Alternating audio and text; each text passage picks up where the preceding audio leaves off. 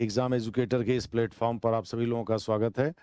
आज हम लोग चर्चा करेंगे राज्यसभा के निर्वाचन की। आप सभी जान रहे हैं कि 10 जून को आगामी 10 जून को राज्यसभा के लिए चुनाव होने हैं और आप ये भी जान रहे हैं कि कुल 57 सीटें खाली हैं। और अलग-अलग राज्यों में यानी 15 राज्यों में ये चुनाव होने हैं। 15 राज्यों से ये सीटें खाली हो रही हैं एक्चुअली। इनमें से 42 निर्विरोध चुन लिए गए हैं। अब बचे लगभग 15 सीटों के लिए थोड़ी-सी थोड़ा धूम-धड़ाका होगा। जैसे उत्तर प्रदेश में 8वें से 8-7 सीटों पर बीजेपी और 3 सीटों पर समाजवादी पार्टी को निकलने में कोई दिक्कत नहीं हुई। लेकिन आप ये भी जानते हैं कि अगर चुनाव होता है तो विधायकों की पूछ बढ़ जाती है। उनको पैसा रुपया मिलता है, उनके आगे-पीछे लोग घूमते हैं।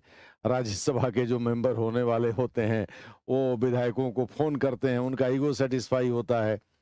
और भी बहुत सारे तरह की चीज़ें होती हैं। दूसरे शब्दों में जो विधायक होते हैं अपने इलाके के, वो अपने यहाँ के लोगों को ये मैसेज देने में कामयाब हो जाते हैं कि वो बहुत इम्पोर्टेंट है। दूसरे शब्दों में उनकी मदद से कोई उनके इलाके से राज्यसभा का मेंबर हो रहा है, तो दोनों लोग मिलकर के विकास करेंगे, दोनों को पैसा मिलेगा विकास करने के लिए, तो उस इलाके का भला होगा, कल्याण होगा। तो वो एक मैसेजिंग का भी काम करता है, वहाँ के लोगों को अपने पक्ष में करने का। तो चुनाव न होना विधायकों के लिए दुखदाई होता है, चुनाव होना विधायकों के लिए अच्छा माना जाता है। लेकिन अब क्या करिएगा, चुनाव ही राज्यसभा का ऐसा होता है, उसका गणित ही ऐसा है कि हर सीट के लिए मार-काट नहीं हो सकती, नहीं तो वो फिर लोकसभा जैसा हो जाएगा या विधानसभा जैसा हो जाएगा, first past the post system पर आधारित हो जाएगा।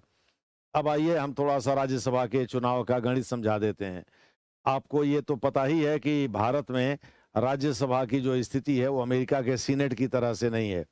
अमेरिका के सीनेट में क्या होता है, वहाँ राज्य चाहे बड़ा हो, कैलिफोर्निया, न्यूयॉर्क हो या छोटा हो, नेब्रास्का हो या ओरेगांव हो, वहाँ हर जगहों से 2 लोग चुन करके सीनेट में जाते हैं, यानी 50 राज्य हैं, 100 लोग सीनेट में होते हैं। दूसरे शब्दों में बड़ा भाई हो या छोटा भाई हो, बड़े भाई का पेट बड़ा हो और छोटे भाई का पेट छोटा भी हो, तब भी बाबूजी खेत जो है बराबर-बराबर ही बाँटते हैं सबके में। ऐसा नहीं है कि वो ये कहते हैं छोटे भाई से कि भैया तुम्हारा पेट छोटा है इसलिए तुम 2 बीघा ले लो और तुम्हारे बड़े भैया का पेट बड़ा है तो उनको 3 बीघा दे देते हैं। तो उसी प्रकार से अमेरिका में भाई सारे राज्य भाई हैं, चाहे छोटे हों या बड़े हों, सब जगह से 2 लोग चुन के जाते हैं। लेकिन भारत में ऐसा नहीं है। भारत में जिस राज्य की जनसंख्या ज़्यादा है, वहाँ से राज्यसभा में सीटें ज़्यादा होती हैं। यानी दूसरे शब्दों में इसको आप अमेरिका से कंपैरिज़न करके गैर परिसंघीय लक्षण भी कह सकते हैं। जैसे उत्तर प्रदेश 31 लोगों को भेजता है राज्यसभा और वहीं सिक्किम है 1 लोगों को भेजता है। अब आ जाइए अनुच्छेद 80 के अनुसार इसमें राज्यसभा में जो सदस्य जाते हैं, चाहे वो किसी राज्य से हों या संघ राज्य से हों, वो एक्चुअली विधायकों के द्वारा चुने जाते हैं, यानी इलेक्टेड रिप्रेजेंटेटिव्स होना चाहिए, मनोनीत नहीं। विधायक का मतलब ये नहीं हुआ कि अब जैसे मान लीजिए यूनियन टेरिटरीज है पुडुचेरी, वहाँ 3 लोग मनोनीत होते हैं, तो वो राज्यसभा के सदस्यों के निर्वाचन में भाग नहीं ले सकते।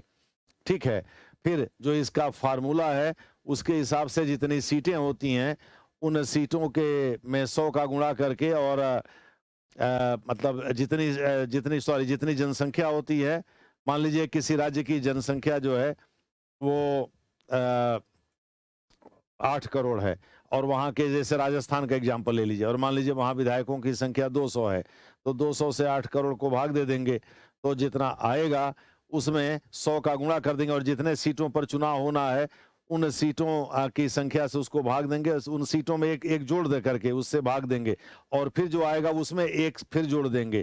तो उतने सीटों की ज़रूरत पड़ती है राज्यसभा के सदस्य बनने के लिए। दूसरे शब्दों में एक निश्चित अंक में, एक निश्चित गणितीय अंक में आप कह सकते हैं, जैसे मान लीजिए 24, 25, 21, 35, 36 जो भी है, उतना सीट अगर किसी पार्टी के पास है, तो वो एक सदस्य अपने राज्यसभा में अपने सदस्य को भेज सकती है।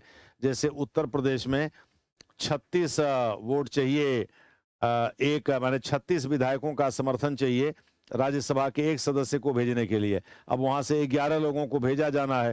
तो इस प्रकार से अखिलेश यादव की समाजवादी पार्टी और उनके सहयोगी दल अखिलेश यादव की समाजवादी पार्टी को 111 सीटें मिली हैं, टोटल 125 मिली हैं।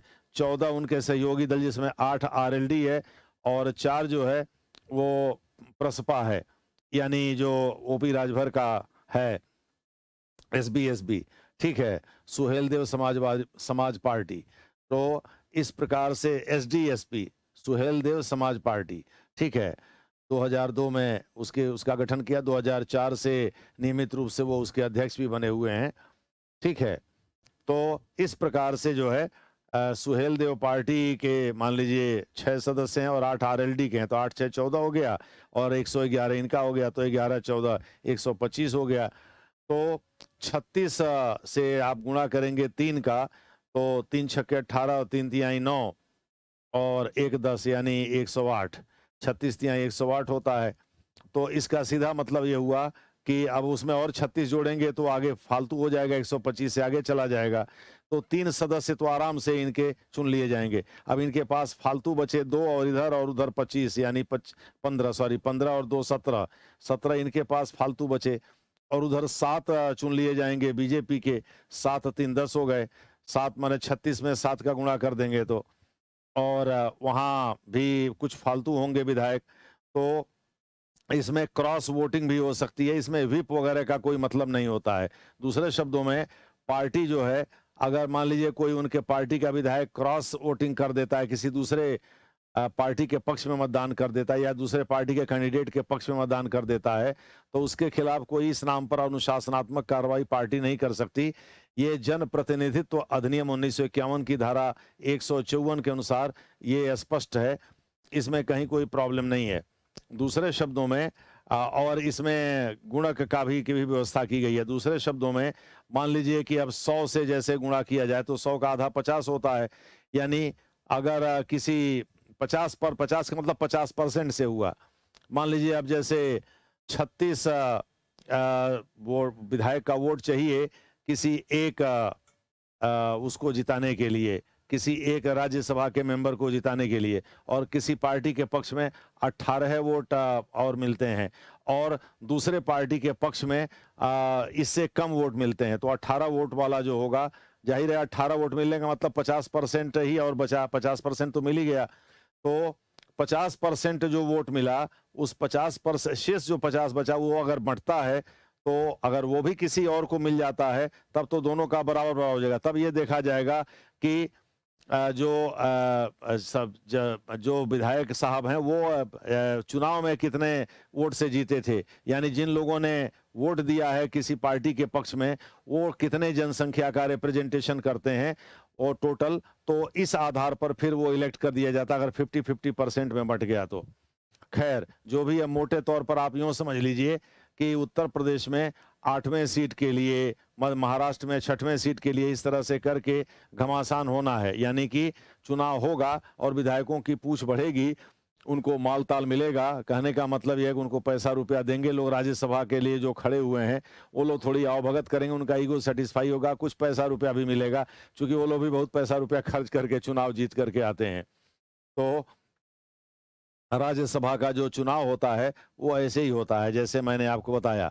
तो अब आ जाइए, राज्यसभा में अनुच्छेद 80 के अनुसार, अनुच्छेद 80 एक ए के अनुसार जो 245 इस समय सीटें हैं, टोटल 250 हो सकती हैं। 250 में से 238 सीटें डायरेक्टली इलेक्टेड लोगों से भरी जाती हैं। ये इलेक्शन भी इनडायरेक्ट होता है, यानी जनता ने जिन राज्यों में विधानसभाएं हैं उन विधानसभा के सदस्यों, यानी विधानसभा सभी राज्यों में विधानसभाएं, संघ राज्यों में कुछ ही में विधानसभाएं हैं, 3 ही में, दिल्ली है, पुडुचेरी है, जम्मू कश्मीर है, और संघ राज्यों में तो विधानसभा है नहीं।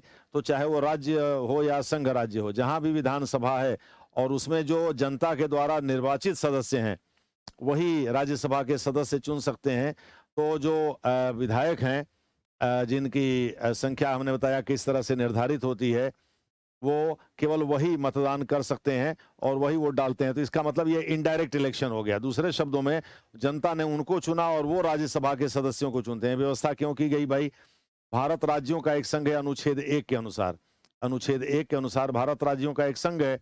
अब राज्यों का प्रतिनिधित्व तो होना चाहिए कहीं, यानी कि एक जगह अगर जनता का प्रतिनिधित्व होता है, पीपल्स रिप्रेजेंटेशन होता है लोकसभा में, जिसके आधार पर सरकारें बनती बिगड़ती हैं, तो एक जगह टेरिटरी है, संघ है ना, तो इसलिए एक जगह टेरिटरी का भी रिप्रेजेंटेशन होना चाहिए।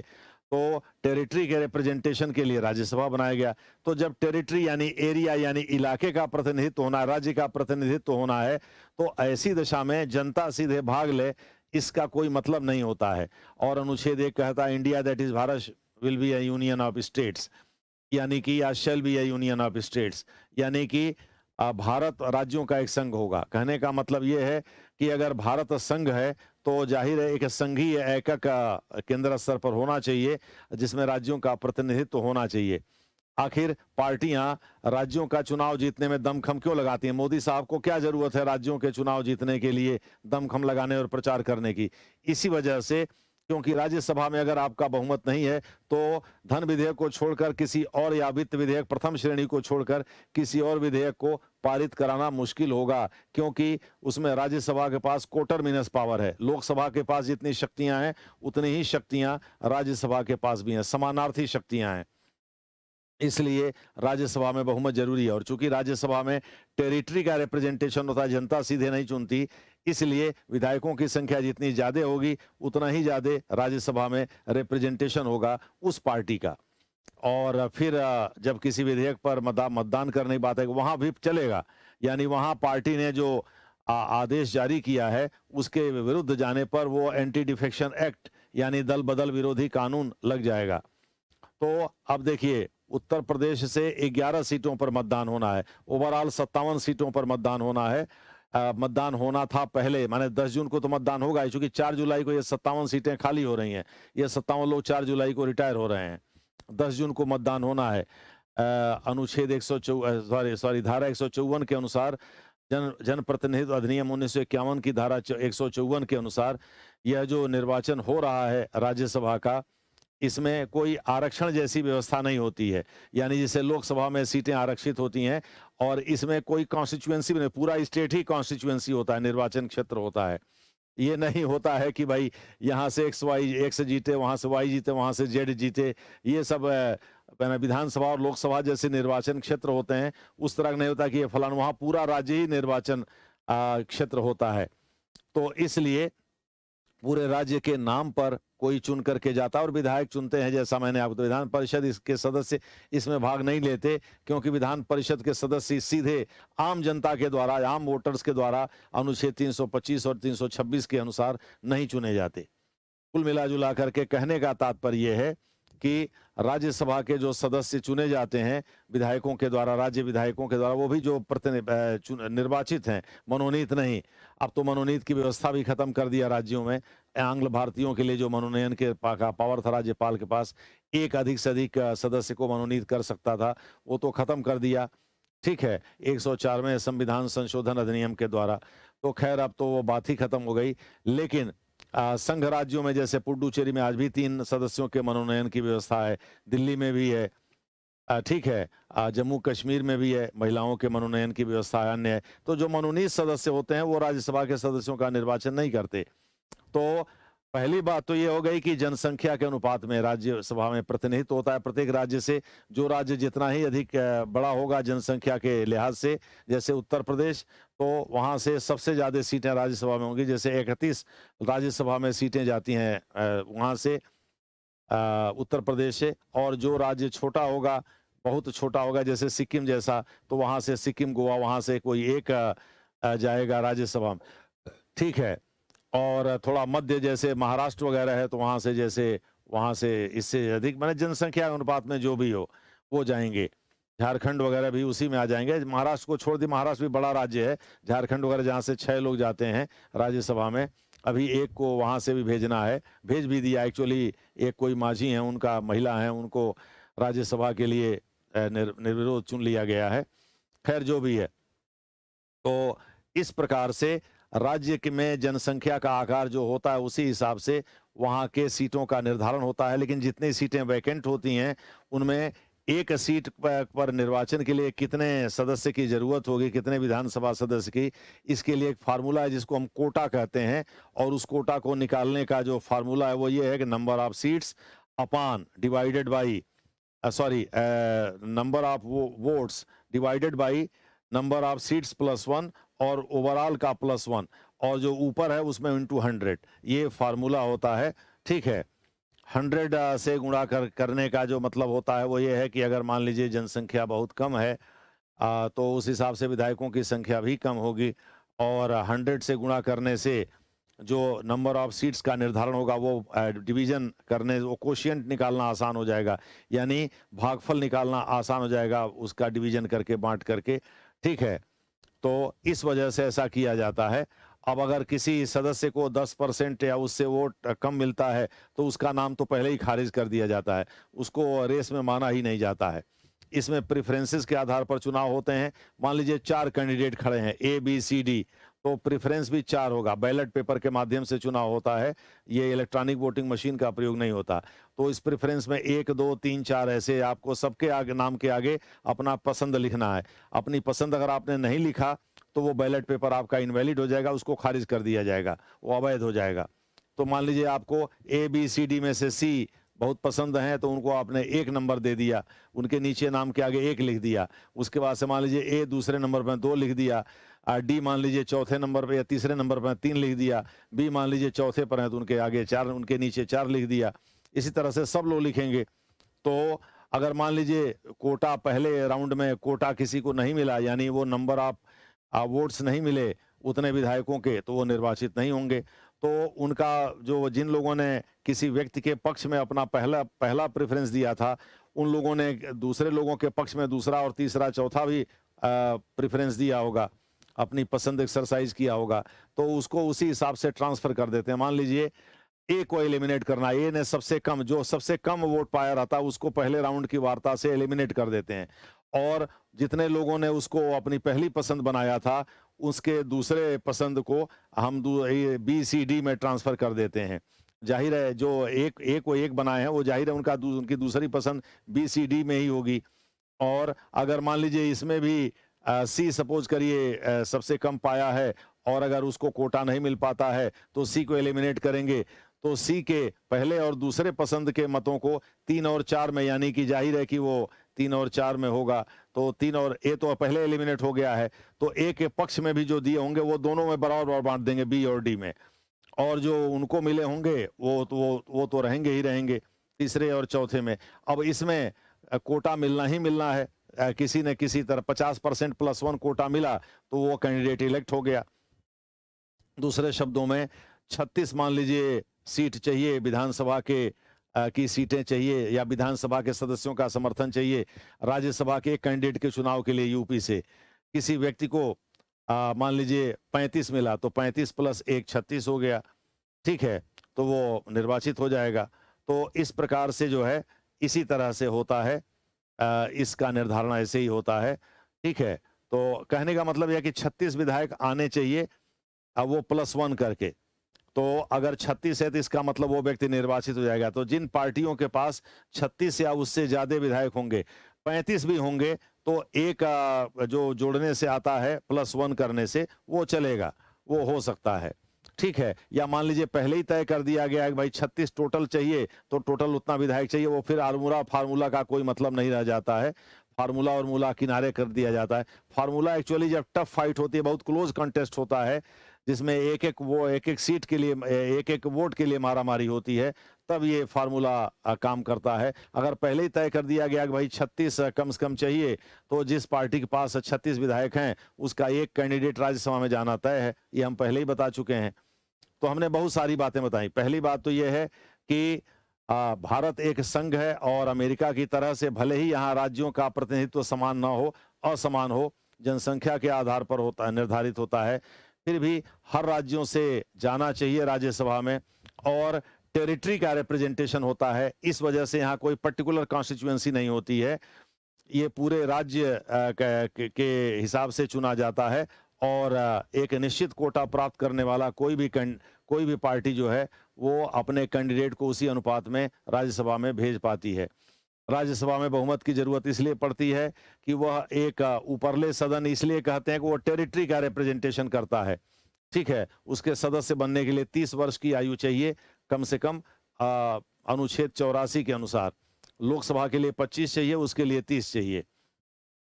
लेकिन ऊपरले सदन इस वजह से नहीं कहते कि वो 30 और 25 का मामला है।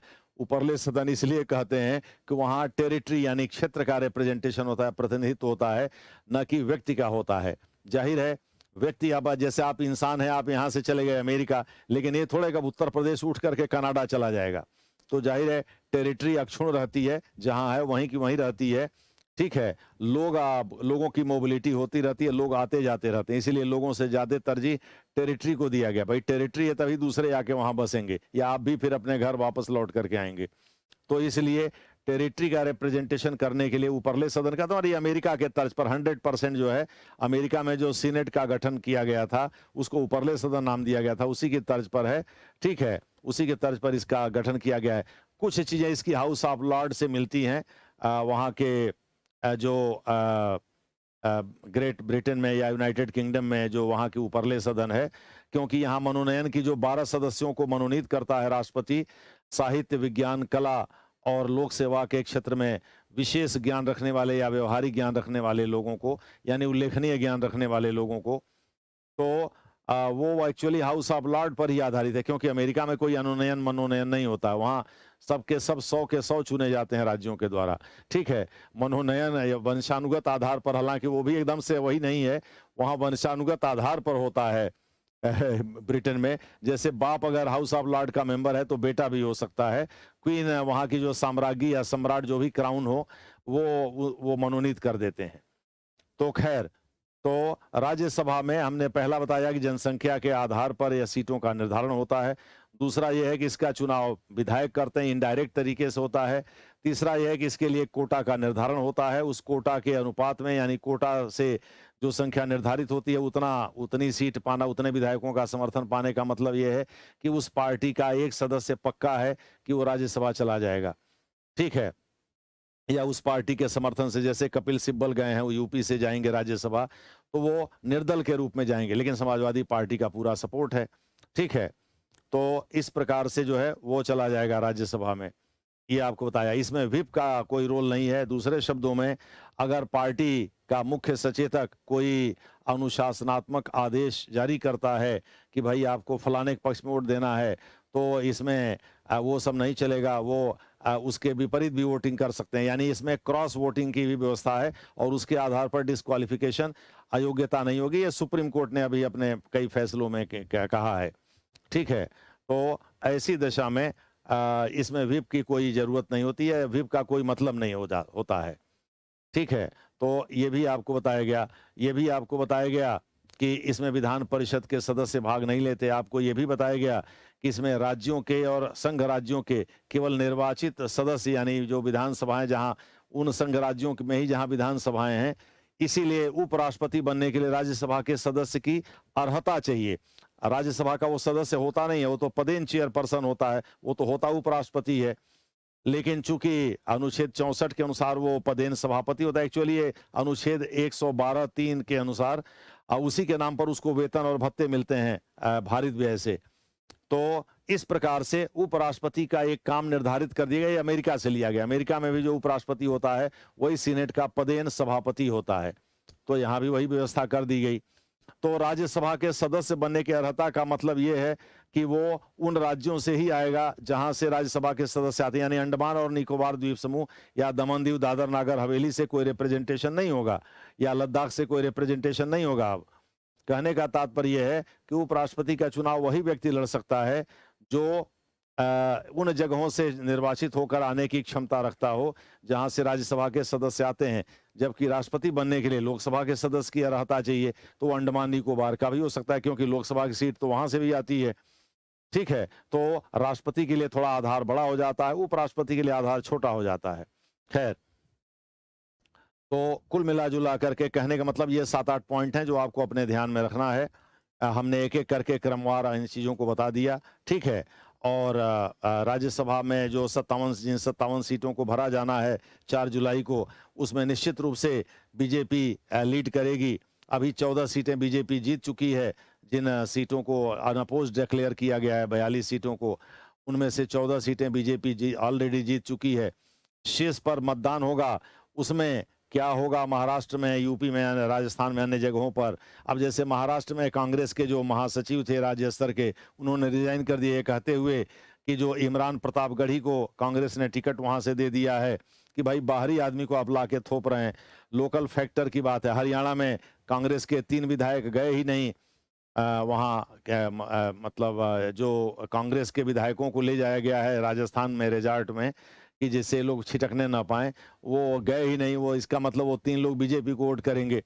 ठीक है, 31 या 32 सीटें कांग्रेस जीती थी वहाँ के विधानसभा में, उनमें से 28 या 29 ही गए हैं, 3 तो गए ही नहीं। तो इस प्रकार से जो है कुल मिला-जुला करके जिन जिन सीटों के लिए क्लोज कंटेस्ट होगा उसमें क्रॉस वोटिंग के चांसेज हैं और बीजेपी को ऐसा लगता है चूंकि वो केंद्र में सत्तारूढ़ है तो हो सकता है वो धन बल का प्रयोग करके ऐसा कर सकती है। ये ऐसा ऐसा डर है विरोधी दलों का। अब इसमें धन का प्रयोग कितना होता है, बल का प्रयोग कितना होता है, ये हम एकेडमिकली नहीं बोल सकते, लेकिन विरोधी पार्टियां ऐसा कहती हैं। खैर जो भी है, लेकिन जो जिन 15 सीटों के लिए क्लोज कंटेस्ट होगा वो दिलचस्प रहेगा। देखना होगा कि 10 जून को क्या होता है। ठीक है, 11 जून तक तो रिजल्ट भी आ ही जाएंगे। खैर बहरहाल ये प्लेटफॉर्म एग्जाम एजुकेटर के प्लेटफॉर्म को यूं ही एंजॉय करते रहिए, अपना ज्ञानवर्धन करते रहिए। धन्यवाद।